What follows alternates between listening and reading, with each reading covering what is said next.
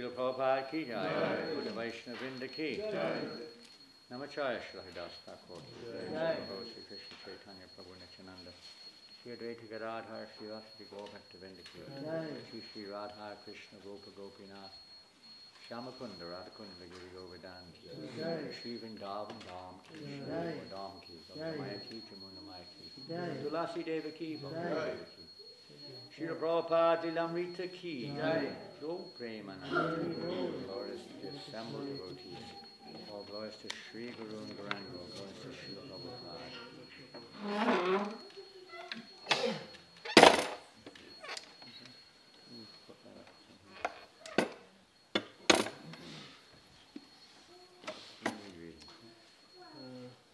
Give me my money. From here? Yeah, just have to go to Just give me my money. As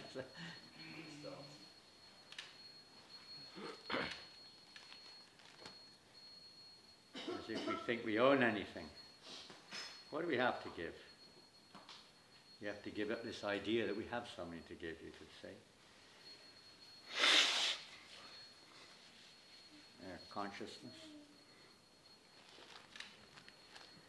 Om Jnanatimirandasya Janananda Shalakaya Chakshud Militam Yena Tasmai Shri Gurave Namah Sri Chaitanya Manobhishtam Stapitam Yena Bhutale Shvayam Rupakadamayam Dadati Shvapadantikam Namo Vishnupadaya Krishna Pastaya Bhutale Srimate Bhaktivedanta Swami Niti Namane Namaste Sarasvate Devi Gauravani Prachadine Nevasesha Sunyavadi Paschatya Deshatarine Jaya Sri Krishna Chaitanya Prabhu Nityananda Shri Advaita Gadadhar Shivasari Gaur Bhaktivinoda Hare Krishna Krishna Krishna Hare Hare Hare Rama Rama Rama Hare Hare Vanchakalpaturubhyascha Kripa Sindhubhyevacha Patitanam Pavanebhyo Vaishnavebhyo Namo Namaha. Thank you, Prabhus, for being here this morning, giving us association. And unfortunately we're losing the association today. It was Grace Madhusevata Prabhu and His Grace Sridhar Chaitanya Prabhu, physically leaving us around about between 9 and 9:30, is that correct? That's the idea. They're going to Paris and then onwards here and there. But they're coming back shortly, is that right? I see you're coming back in June. I don't know if that's confirmed, but I saw it on a list somewhere. If we are still in the shell. Pardon? If we are still in the shell. If we're still in the shell. We haven't been shelled yet. Yes, we're all living in a shell. Not a very safe shell. But if we use it in Krishna service, it's a very safe shell, we could say. We'll read on. So last time you read, we are reading from Our Master Has Not Finished His Work. It's pretty early days. We're back in New York, I guess, in 1967, I would assume. 67 here. It looks like Srila Prabhupada's, I wasn't here, I haven't been here on Sunday for a while, but it looks like Prabhupada's been in hospital, is that correct? He had a heart attack, he was in hospital. He didn't went to hospital yet. Pardon? He didn't go yet? Okay, he hasn't gone yet. Okay. All right, yeah, you're, okay, here we are. Prabhupada's had a heart attack, and his health, devotees are very worried, and what to do, they call a doctor, and it wasn't easy, there was some holiday going on, and hard to find a doctor. Eventually one came. It's getting progressive, as we know in our modern society, how difficult it is now to get a doctor sometimes, isn't it? It's not as easy as it used to be. Or despite all of our so-called advancement, to make a dental appointment, it can take months. Even operation can take months. I don't know how is it in Italy, but in France, years, can take years. It's so difficult to get, you know, supposed to be a society protecting people, you know, it's like it puts you in more anxiety sometimes. You have to wait weeks and months for an appointment. And then here, at least in these days, I remember when I was a kid, I hardly went to the doctor would come to us. You make a phone call, within a very short time the doctor would be with you. It was different. And it was a very personal interaction. The doctor knew you, you knew the doctor, you felt very secure, comfortable. Now you don't know who you're seeing. He doesn't know who you are and doesn't probably care either. But we're in a different world now. I mean, Goswami is probably one of the last of the, the glorious doctors. He still does that here at New Mayapur. He spent an hour and a half the other day with one of our volunteers, right? Who had some medical problem. He goes anywhere. He just tries to help devotees when they need. And this is, you know, the mood of service, the mood of devotion. Anyway, this doctor wasn't quite like that. It seemed like, anyway. He wasn't very happy coming to the temple, the Radha Krishna temple, which was the storefront. I suppose they're still in 26 2nd Avenue storefront.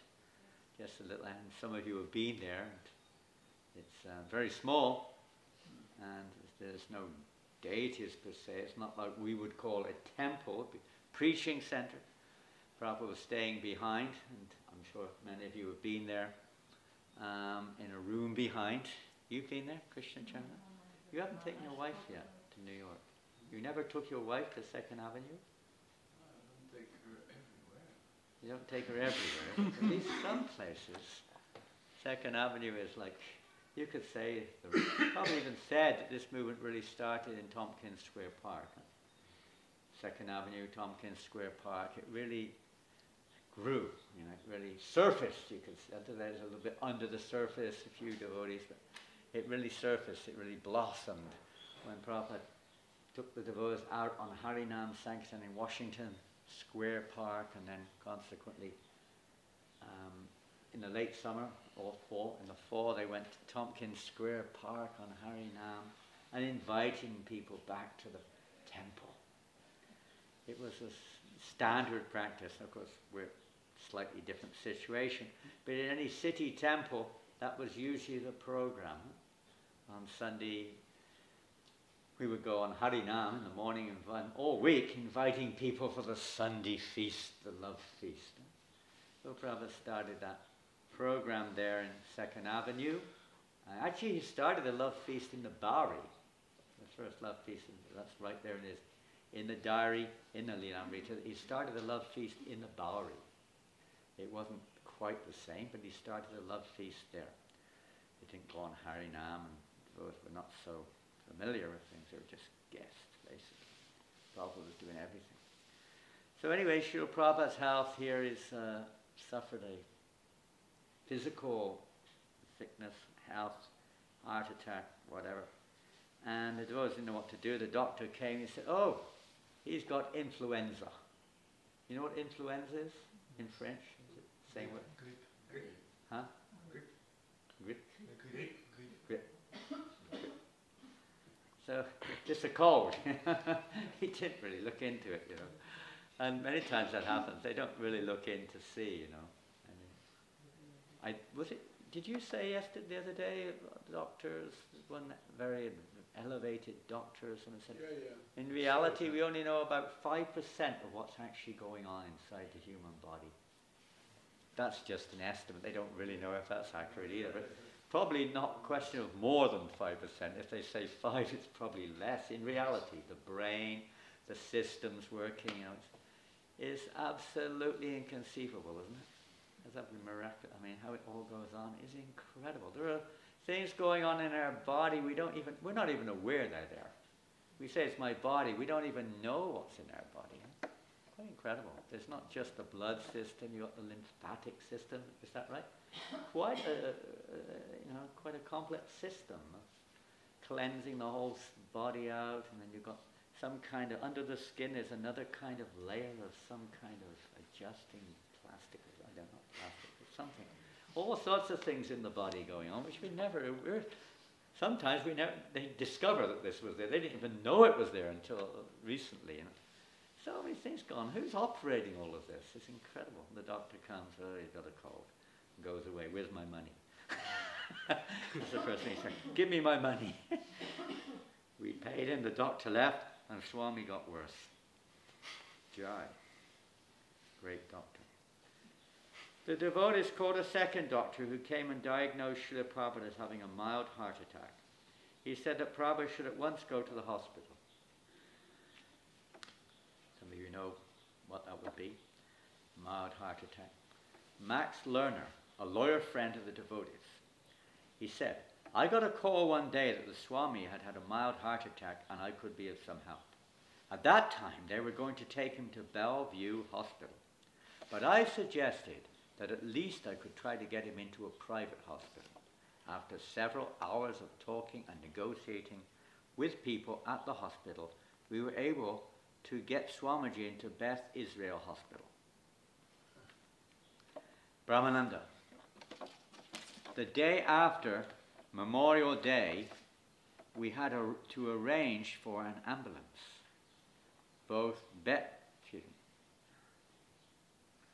Beth Israel had no ambulance. So I called a private ambulance company. It was all arranged with the hospital that Swamiji would arrive at 9 o'clock that morning. But the ambulance didn't come until about noon. During this time, Swamiji kept moaning. Then finally the ambulance came, and they were horrible guys. They treated Swamiji like a bundle of cloth. I thought it would have been better if we had taken Swamiji in a cab. Except for Janananda, who stayed in Prabhupada's hospital room as a nurse, no one else was allowed to stay. They all went back to the temple to chant throughout the night, as Prabhupada had requested. Interesting point. And some of us, of course, remember. You may, I don't know, you may not dare during Prabhupada's time. But Gopaswami, Mother Seva, Prabhu, and anyone else who was around will remember these pastimes when Srila Prabhupada would externally appear to be sick. Huh? Here is one incident of this. But what is the result of that? What is the result of his apparent sickness? Pardon? Chanting. It brought us all to that point. Huh? And I'm sure you were in Italy at that time, right? Not this time. I mean, later in when Prabhupada was in 1977. I was in India. In 77, you were in India. You were right there. You were in Mayapur. I was in Mayapur, and I went to Vrindavan just 2-3 days before he left. So you were there in Vrindavan when Prabhupada left. No, I just arrived 2 days before. Then as soon as I got down, they caught me and they said, "Go back to Calcutta. You go back to Calcutta." I was in Calcutta actually.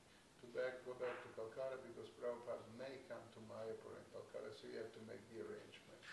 So I just saw Prabhupada. They were taken in with the palanquin around, and I just saw him, paid obeisances, and I caught Next train. Another train after 24 hours, another 24 hours of train. So and after 2 days he left. So for many months, probably from maybe April, I don't know exactly, but maybe from April onwards, all over ISKCON, we were praying, "My dear Lord Krishna, if you so desire, please keep Srila Prabhupada, save Srila Prabhupada, keep him with us." We all could not conceive that Prabhupada would leave. What to speak of the devotees in 1967 who practically had next to no experience, didn't know how to put tilak on, practically speaking, or any very, let's say, novice in their practices of devotional service. In 77, we also began to realize that, what's going to happen? Prabhupada, please, Krishna, how will we carry on? It's only natural. And extra kirtans, extra book distribution. In Europe, at that time, we were right in the heart of the book distribution service, you could say. And we accelerated our book distribution during that 6 months.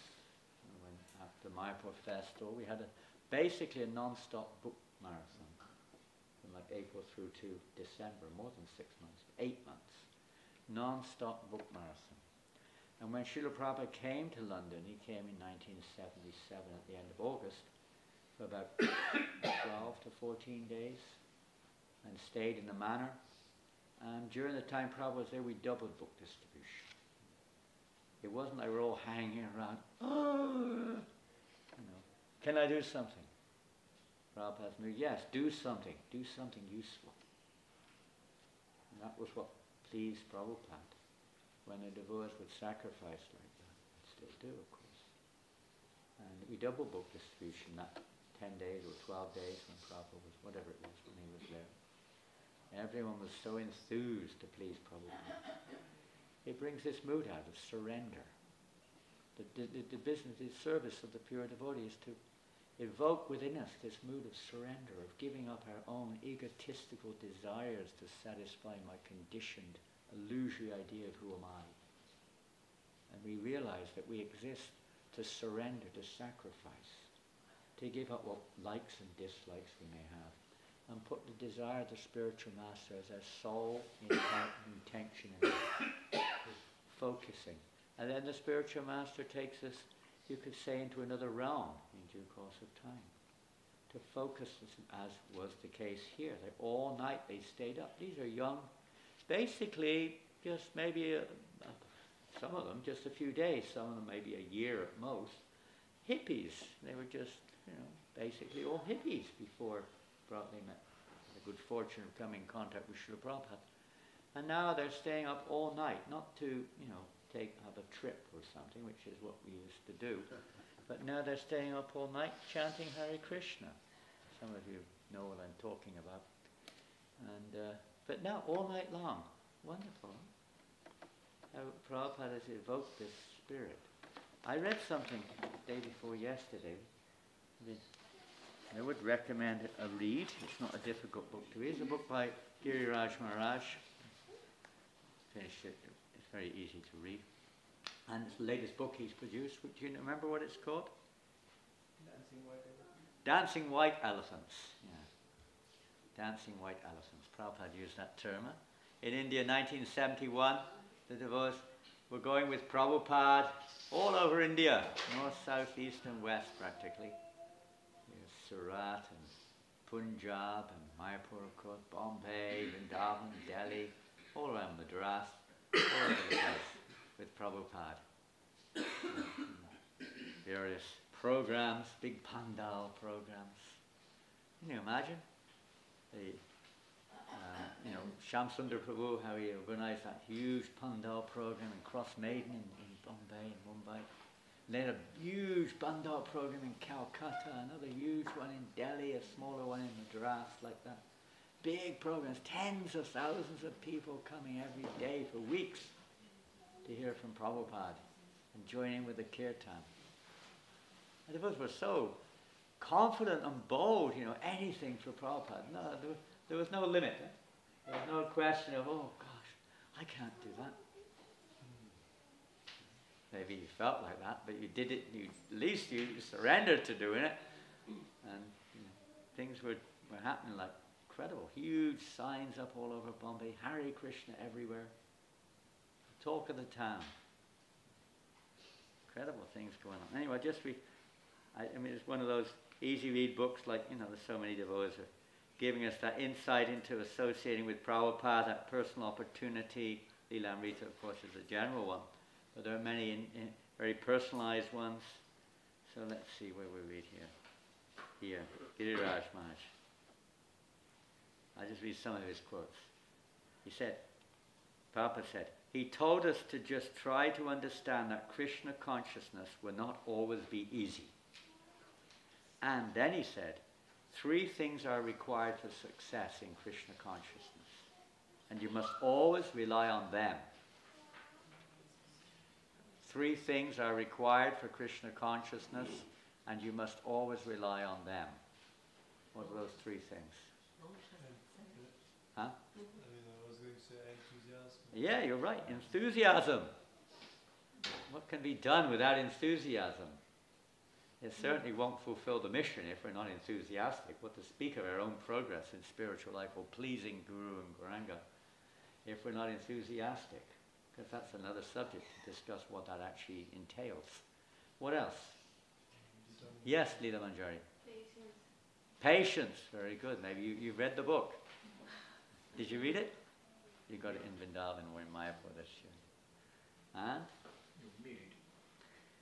Humility. Very good one. Where did we get to? But Prabhupada uses another term. Sincerity. We often use sincerity. Oh, they're all there. I mean, there's so many qualities which are part and parcel, you could say, of surrendering in Krishna consciousness. There's one other thing, which is underlying, in a sense, the whole process. Pardon? Faith. They all go sort of, synonymous with each other, simultaneous in one sense. But one specific thing he says. Pardon? Surrender. Very good. Pardon? Tolerance we mentioned already. That was the first one. Determination. Determination. Very good. That sounds a bit like enthusiasm. But here it says, determination, Prabhupada said, willpower. Your will, your desire. The desire. Desire is the underlying, you could say, main principle of everything. We're here because of desire. You go back to God, ultimately Krishna's mercy, but our desire has to be there. Krishna doesn't force a person against their desire. The devotees try to. Try to force people to take a book or surrender or do a service or whatever it is. It's tough sometimes because we don't have the will. We're still, we still got our own self-concocted will. Our will is not yet Krishna's will. The Bhagavad Gita, for instance, is Krishna's will. We have to apply the will of Krishna, then we'll inherit the kingdom of God. That's how it works. Krishna's left his will. The devotees are always trying to help us to abide by Krishna's will. And if we abide by that will, then Tenu Kampam Susumikshamanam, that mood, then one becomes an eligible candidate to enter into the kingdom of God, the will of Krishna. So the pure devotees are trying to help us to realize that and work in that direction. So 3 things he said are absolutely essential: enthusiasm, patience, and will, or desire, you could say. And let's see, we'll go on here. A little bit. Yeah, as is always the case, as was the case in 1967, in 1971, in 2024, there are challenges. There are institutional challenges, there are personal challenges, there are individual challenges. There are challenges on all sorts of levels, difficulties, some misunderstandings occur, and sometimes not such good interaction between devotees. Well, that's the material world, especially in Kali Yuga, of course. And here we're going to see, let's see. And Prabhupada was discussing what to do. And he arranged a group of devotees to try to meet to sort the situation out. Giriraj, Maharaj, and Jamuna, and I don't know, I can't remember, maybe Tamal Krishna or something. Prabhupada said, you 3 have to meet, discuss regularly, and try to sort this problem out. But then Prabhupada changed the mood, Giriraj Maharaj said, the same, just next sentence basically. But then Srila Prabhupada's mood seemed to change, and he said, actually, we should not become too involved in such matters, because our real business is to hear and chant about Krishna. And if we become absorbed in making material arrangements, we will forget our real business of Krishna consciousness. That doesn't mean management doesn't go on, but it's in that mood to facilitate our real business. It has to go on. Essential. Giriraj Maharaj said that again. Prabhupada told him in 1977, besides sincerity, you have to be intelligence. Intelligence and good organization. They have to go on, but it's to facilitate the purpose of the movement, which is to hear and chant and spread hearing and chanting about Krishna. So it's the very early days, 67, and Prabhupada's already doing that. In fact, if we look back at Prabhupada's lectures in 1966, it's quite amazing. He's speaking on Chaitanya Charitamrita. Quite high philosophy. Young people who don't even know the ABCs of Krishna consciousness. It's all completely new. I was introducing, one of the first books published was Teachings of Lord Chaitanya.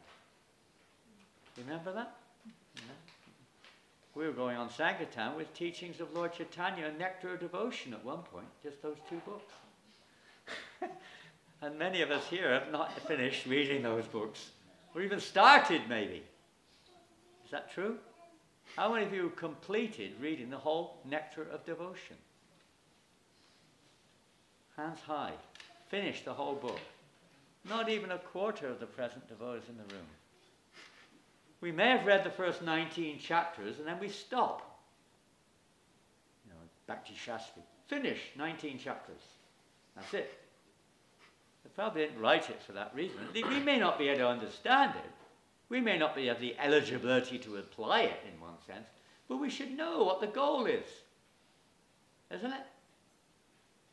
It may be, I missed the point. Prabhupada said even about the Krishna book, you don't try to, analyze or try to apply as if we're already on that level of adhikar or eligibility. But we hear it. It's purifying to hear it from a pure devotee of the Lord. It helps us to understand how rich and how deep this Krishna. It's not just a dogmatic religion with some ritualistic practices. This is the reality. This is our real home. This world is not our real home. It's a perverted reflection of reality. This is reality. We think, oh, this is just some nice stories. We believe this. We believe so many things in this world. Then we find out they're not true, but, it's life. In the world, it's illusion. This is reality. Prabhupada's giving us reality. So it's good to have a look at it, even if we don't understand it, to read it at least. Wow, what a future we've got. What an amazing, it's not just, you know, for the rest of your lifetime you're like, yes sir, yes sir. It's incredible.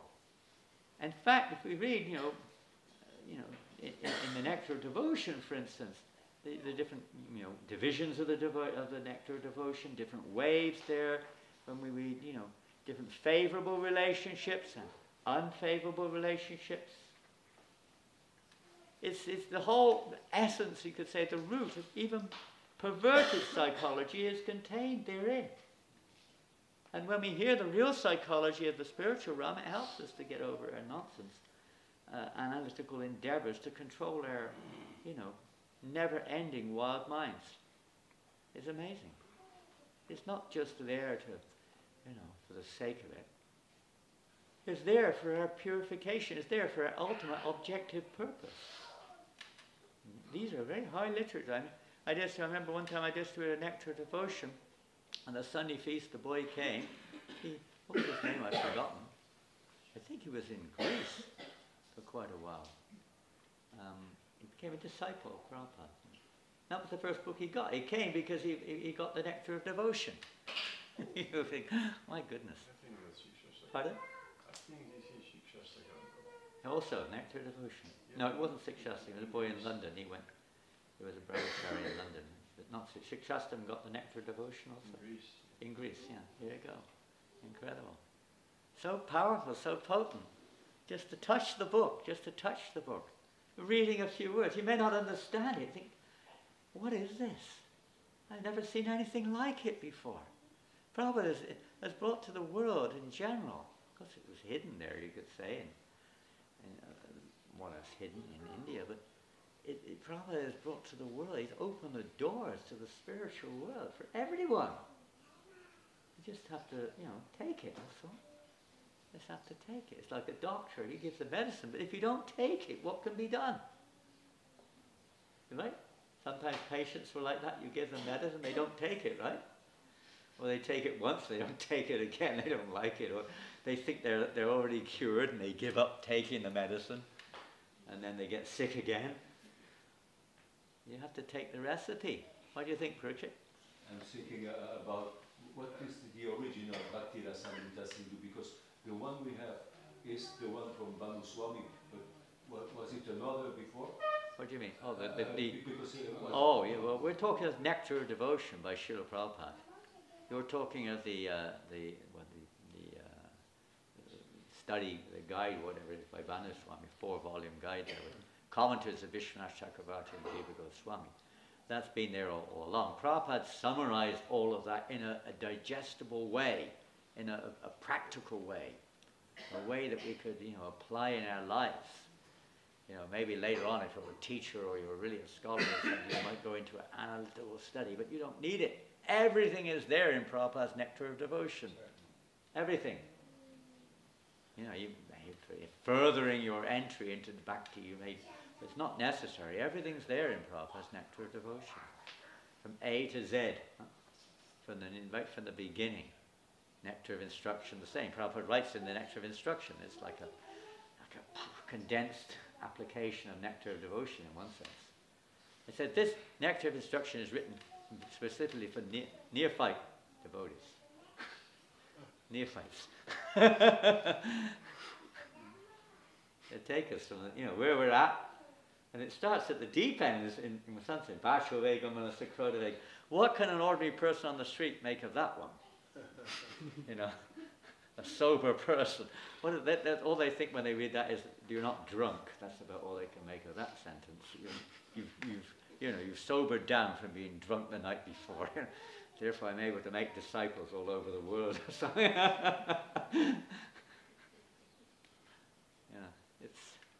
You've got to read the introduction, the preface also is quite amazing. The preface and introduction of Nectar of Instruction really are essential to read, to get a little bit of an entry into the subject matter. Sometimes we like to dive into the deep end, as many people do. And we all know what that's like when if you don't know how to swim and you dive into the deep end of a swimming pool, you're in trouble, right? You're in trouble. When I was a kid, I can't remember it, but it was an amazing experience. It just goes to show. I was apparently about 2 years old, and we were on holiday in a town, a holiday resort in England. They do have holiday resorts. They have beaches, beautiful beaches, and they have sun, and sometimes. And we were at this holiday resort called St. Ives, my father told me years later. And I was a little toddler, and I ran into the ocean, and they have surfing on this beach. This is one of the few surfing beaches in England. I didn't know what it was. I was just saw everyone else running in. I just ran into the water, and I got swamped by a wave. And I didn't have no memory. My father told me. And he somehow was running after me, and he grabbed me just in time before I got completely swept away. And from that day on, I was terrified of going underwater. I'm not now. But for about 20 years, I couldn't.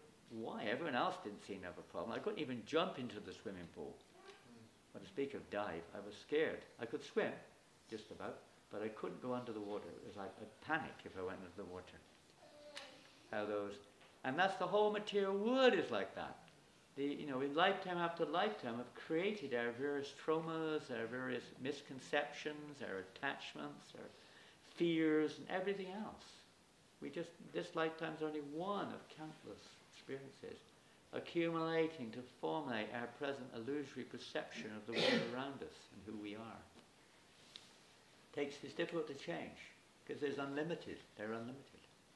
But by the one-stop shop, huh? Is that called? We go to one shop, they have everything. One switch, Prabhupada. So you turn on the one switch, which lights up everything. Krishna consciousnness. That's what Prabhupada's doing. He's not just patchwork. Solve this problem, solve that problem, solve this problem. We spend so much of our time like this. Firefighting. You know what that's like as a leader of our movement, as a manager. Sometimes you're dealing with one thing after the next. It never ends, does it? It never ends. Never ends. At night it ends. Pardon? Sorry? When I get to sleep. But if you're lucky if you can sleep. You're a lucky man if you can sleep. You're blessed, at least you can sleep. Some managers can't sleep. It never ends, You were saying, who was saying the other day? Oh, it was Sundar Gopal. He was quoting Elon Musk. Is that his name? Is it Elon Musk? Mm-hmm. Rich man. And what was that question he asked? They asked him a question. What do you think about death? What's your, because, yes, everyone has to face it sooner. Even if you're Elon Musk, I don't think he can buy his way out of death. And he said, I think it will be a great relief. Whatever that means. Yeah. Even a great person, suffering is there. And Prabhupada said that here. Don't think that this world is anything less than that. Prabhupada went on, he said that it is our tendency to discuss mundane topics.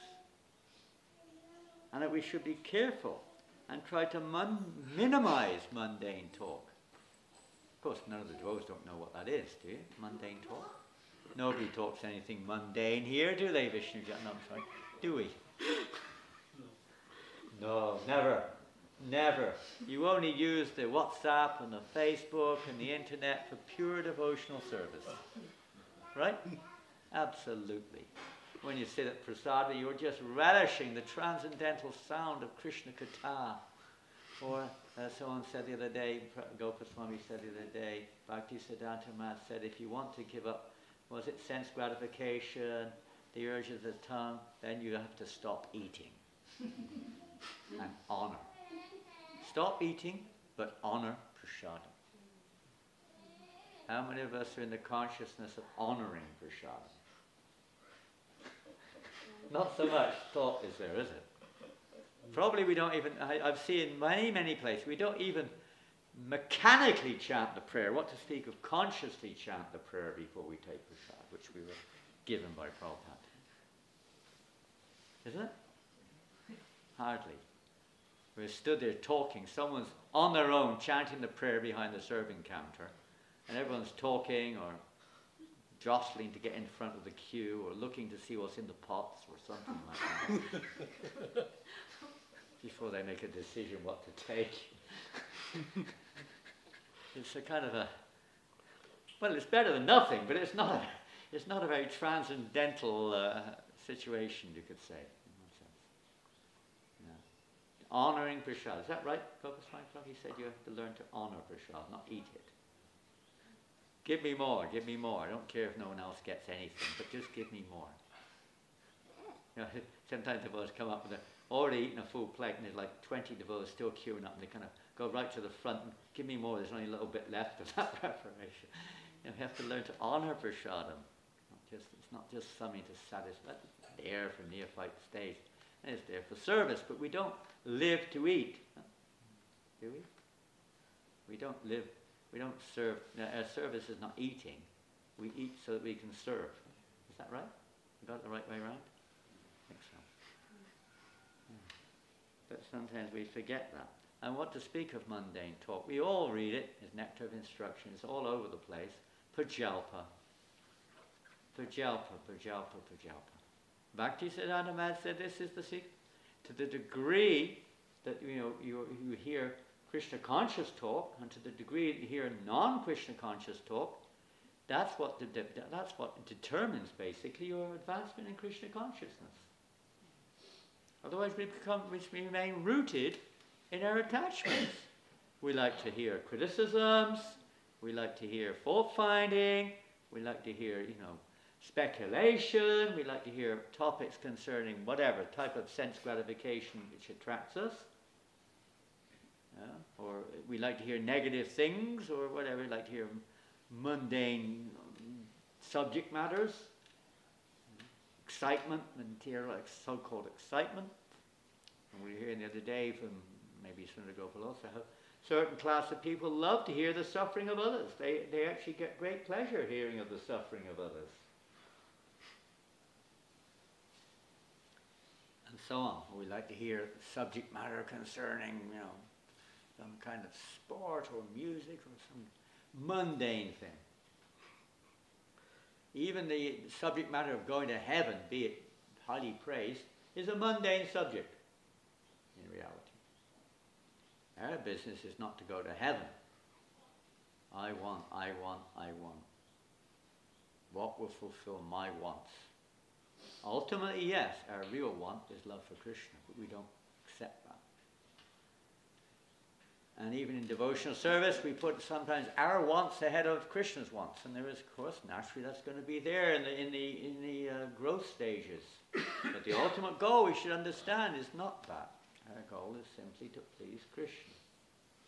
But that is our objective goal in life. How to come to that platform of simply pleasing Krishna with no other ulterior motive whatsoever. It takes time, it takes association, it takes willpower, it takes determination, enthusiasm, and patience.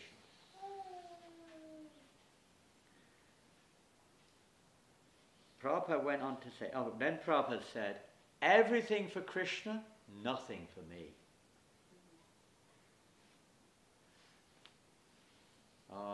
One samosa for Krishna, 4 for me. Prabhupada went on to say that the world is a place of suffering. Suffering was impossible to avoid.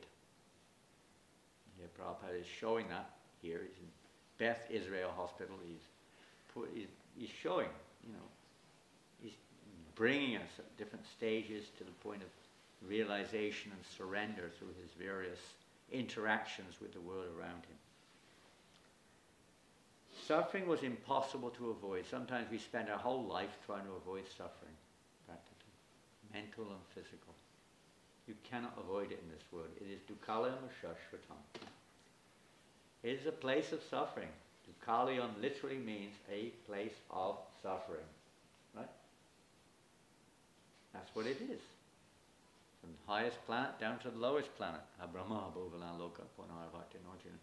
It is a place of suffering. Even if you are Lord Brahma, there is still, though it may not be as prominently present as it is in our situation, but it is still there. Death comes. There is always some risk there. Especially in the heavenly planets, the fear is in the background that the demons are going to come. Something's going to happen. That's the nature of this world, fear. fear behind everything.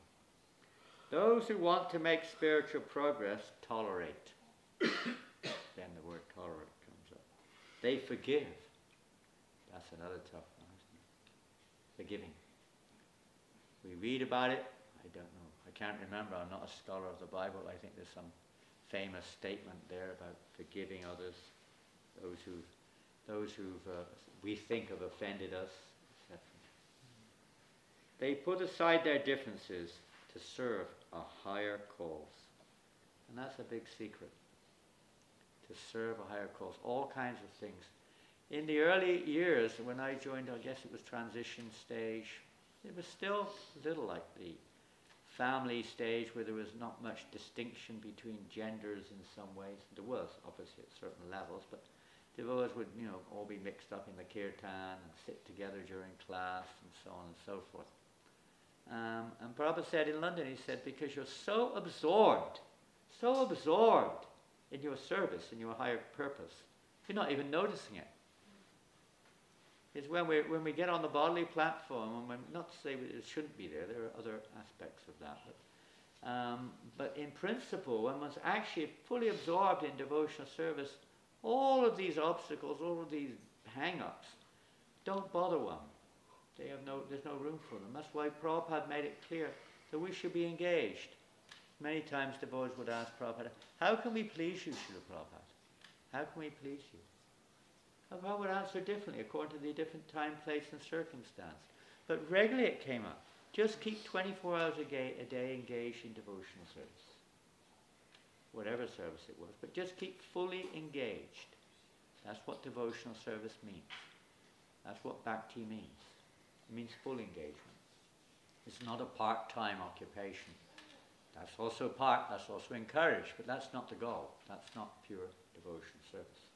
It's when we're fully engaged in service under the guidance of the pure devotee of the Lord. So to be fully engaged in service, and we all know, we've all experienced probably even now, what that's like. I'm sure our temple managers know what that's like, and Africa knows what that's like, don't you? 24 hours engagement, over-engaged. And everyone has an opportunity to help there, but I don't know how much we're willing. The willpower may not be there.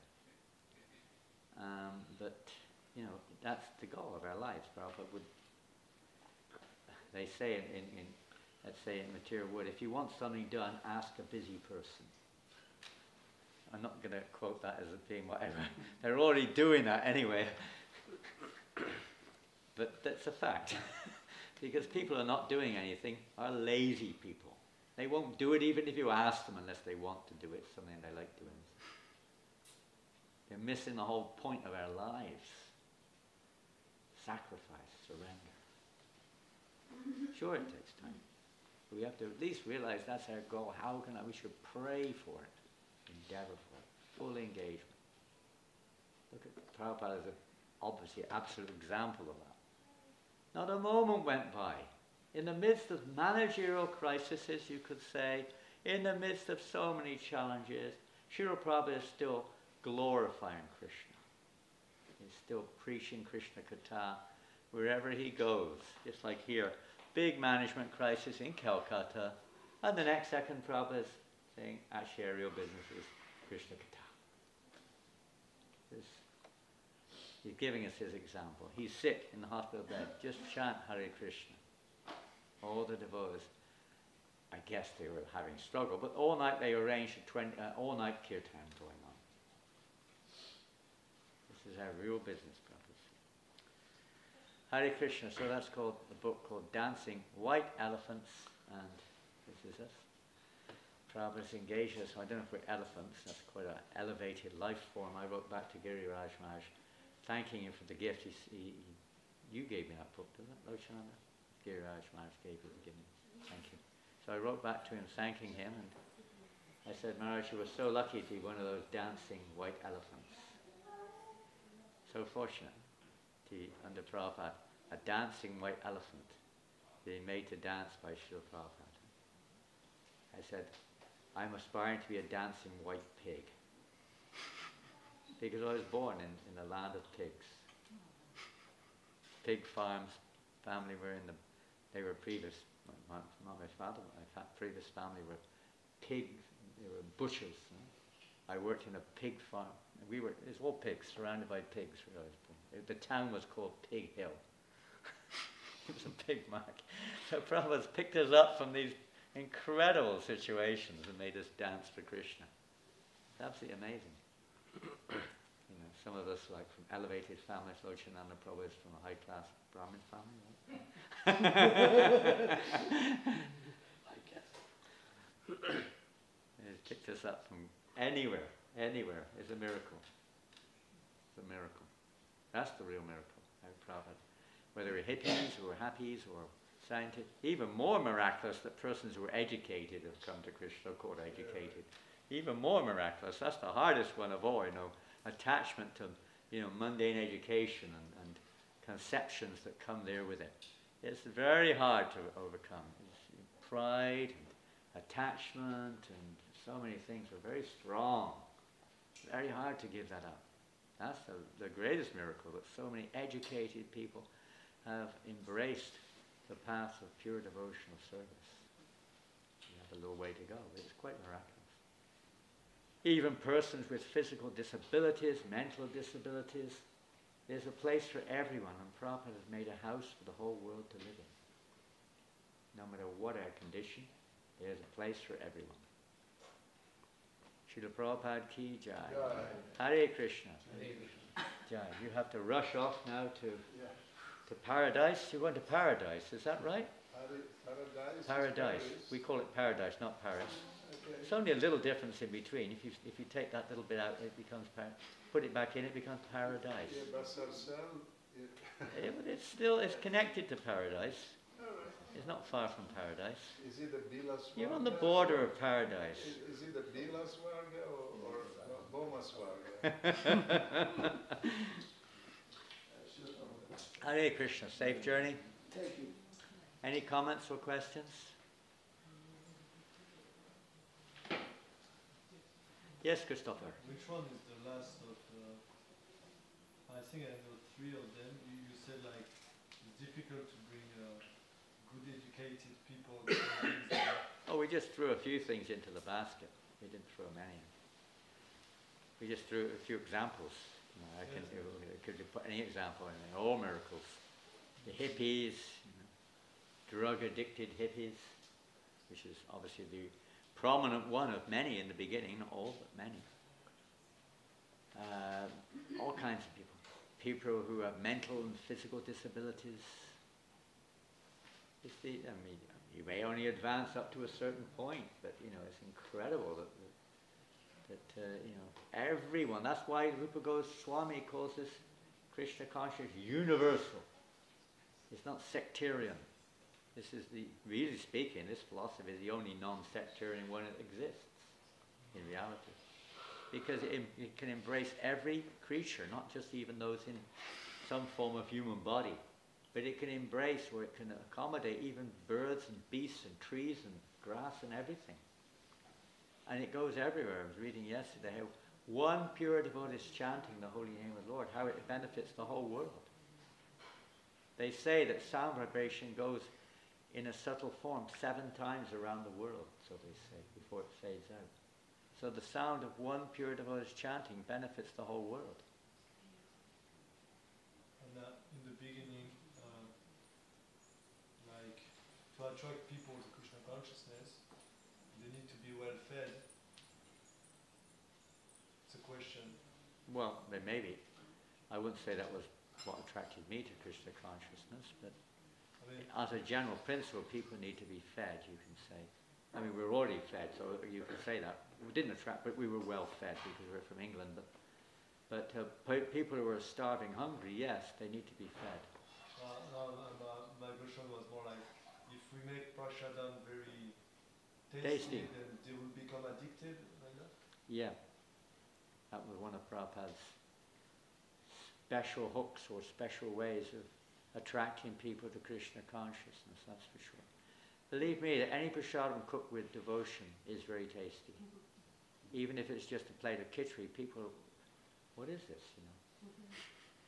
It doesn't have to be a rasgulla and a samosa.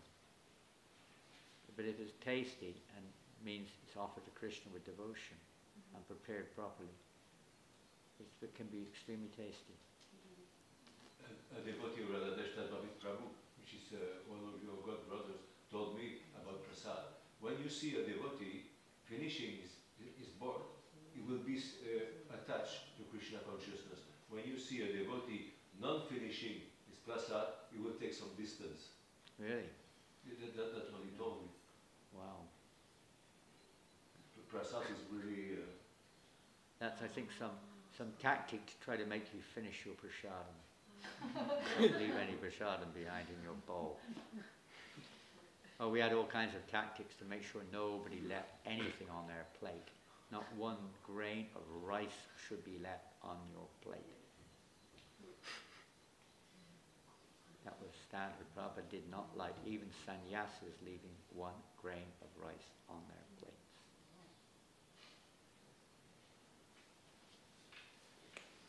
Yeah, so prasadam, yes, for the general public, especially in our restaurants and Sunday feast, is very specially, it's very opulent, you could say, relatively speaking, even by, restaurant standards.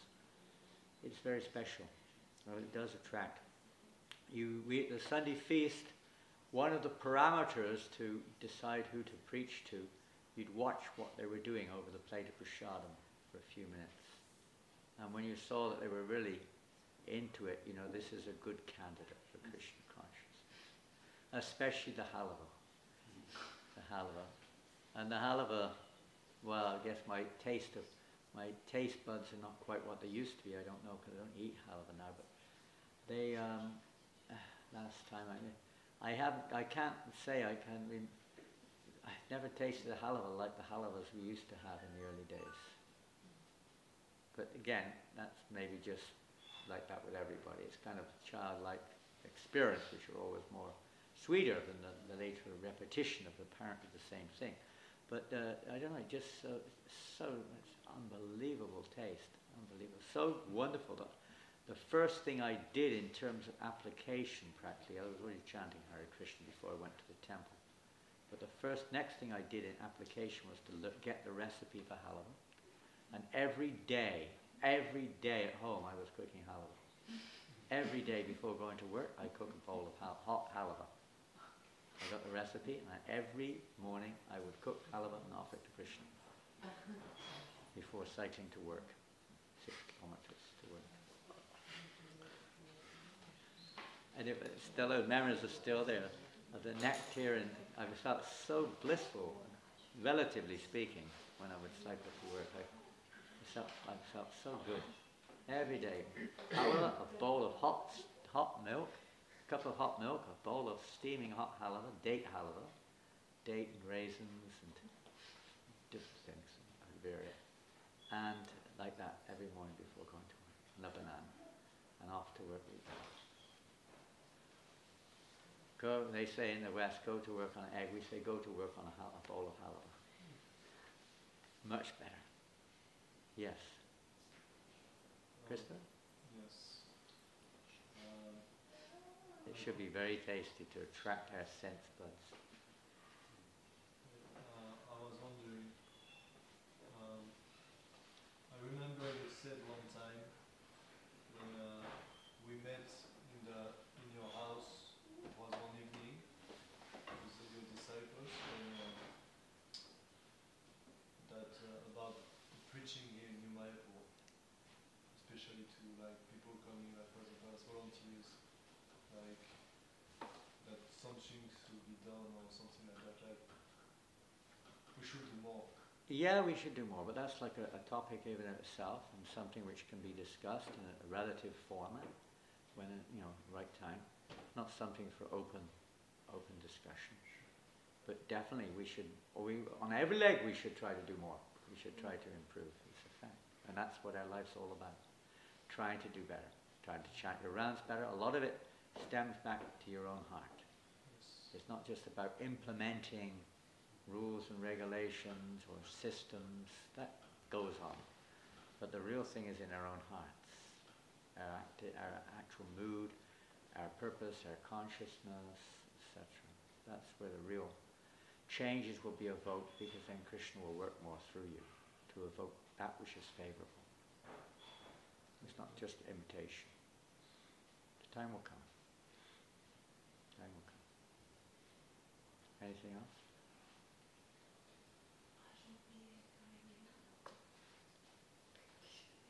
Srila Prabhupada. Go. Yeah, go. You link we are linking surrender with sacrificing. Sacrifice, surrender. Interchangeable or not? They are two different words in one sense, yogya and tapa, and pratyagya. Surrender. Surrender is on different levels. Sacrifice, you could say, in terms of our situation now. In the spiritual realm, these terms are not really, you could say, relevant, because it doesn't exist. No, what is it to sacrifice? Everything's Krishna's, your Krishna's, Krishna's yours. Surrender, these are terms for those who are not surrendered, those who still think they possess things, those on the bodily platform of life, those in some form of illusion, be it spiritual or material illusion. And sacrifice, meaning to give up something which you're maybe attached to, you don't want to give up, or something. It's on a very simplistic level. You sacrifice something for a higher cause. It may not be in such a mood of surrender, though. There may be ulterior motives still involved. Surrender, we can see, for instance, in the, I don't have much time to go into fine detail, but surrender in terms of, let's take the example of Bali Maharaj, for instance. Prabhupada uses that as a good example of surrender. He's Atmanivedana. He gave everything he had to Krishna, pretty much, even his own body. So we can say that's surrender. He surrendered everything. When you lose a war, you have to surrender. So he gave up the fight and he surrendered. But did he really surrender? Yes and no. His wife said no. So he said, well, you stupid fool. You haven't really surrendered after all.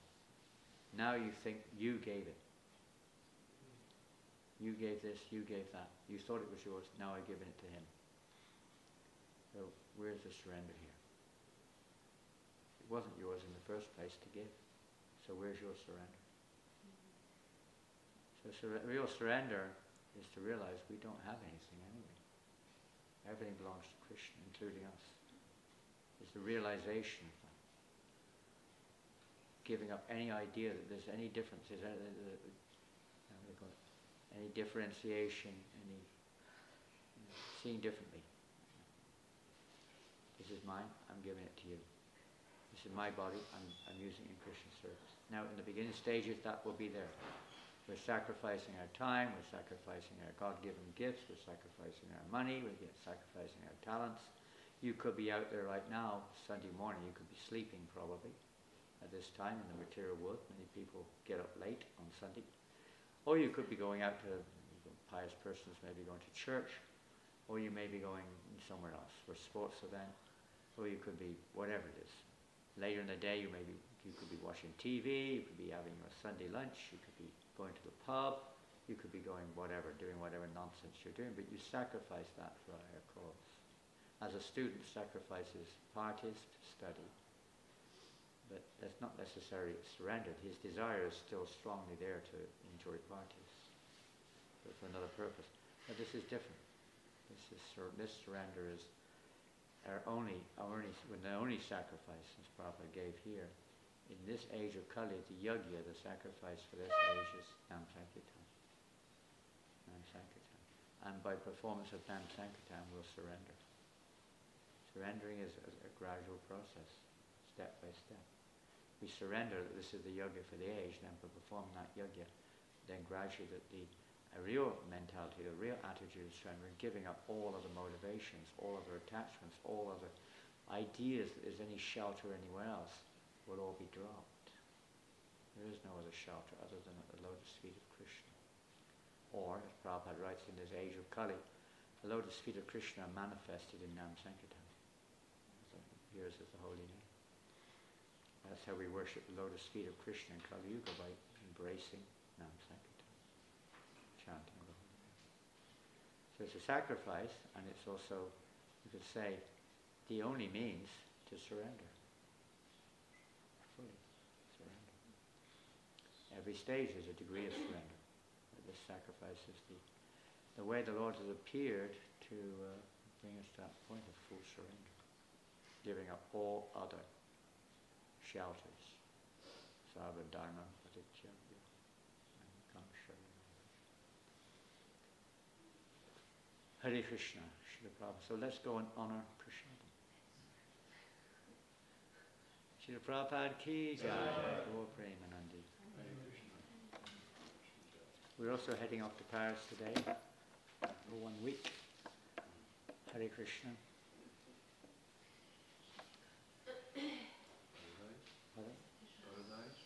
Paradise, yeah, well it is paradise, because when we are fortunate enough to perform the Sankirtan Yoga, it becomes paradise. It becomes nectar. In the heart of Paris, there's a place called Châtelet-les-Halles. Right? So in my offering this year, I was talking about this a little bit. And Châtelet, I found out, means like a strong gate, like a fortress gate to a citadel or whatever. Châtelet, like a fancy gate type thing. So it's a gate, an L, les Halles, so strong gates to hell. So I was using play on words. So you know how Srila Prabhupada you are so merciful. Even at the gates of hell, you're there trying to bring people to Krishna consciousness. Even at the gates of hell. Srila Prabhupada ki jai. Gaur Premanandi.